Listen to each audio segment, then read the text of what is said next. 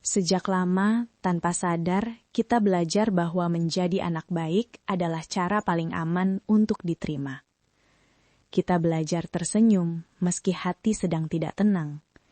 Kita belajar mengangguk meski sebenarnya ingin berkata tidak. Kata anak baik terdengar sederhana, tapi pelan-pelan menempel seperti label. Label yang membuat kita takut berbuat salah. Label yang membuat kita takut mengecewakan siapapun.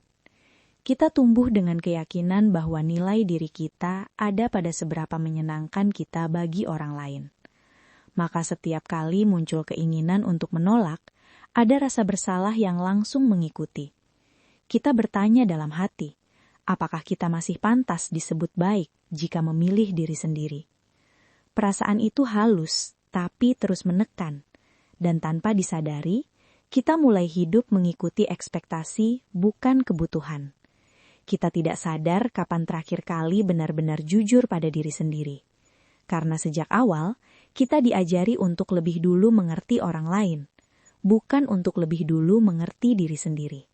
Kita terbiasa berkata iya, bahkan saat tubuh sudah lelah. Kita terbiasa mendengar tanpa pernah benar-benar didengar. Kita terbiasa memberi tanpa tahu bagaimana cara meminta. Setiap kali ingin jujur, ada ketakutan yang muncul lebih dulu. Takut dianggap egois, takut dianggap tidak tahu diri. Maka kita memilih diam, karena diam terasa lebih aman. Lama-lama, kejujuran terasa seperti sesuatu yang berbahaya. Kita lupa bahwa perasaan kita juga valid. Kita lupa bahwa lelah bukan kelemahan. Kebaikan yang seharusnya ringan justru berubah menjadi beban, dan kita memikulnya sendirian. Tidak ada yang memaksa, tapi kita tetap melakukannya, karena kita takut kehilangan peran sebagai anak baik.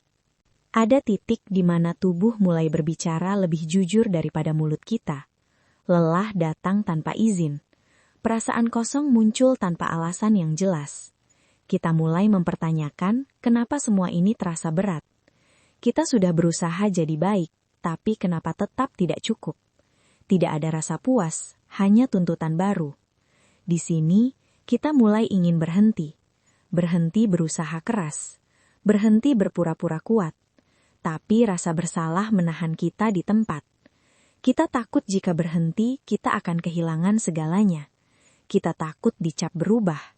Kita duduk diam dengan pikiran yang semakin bising.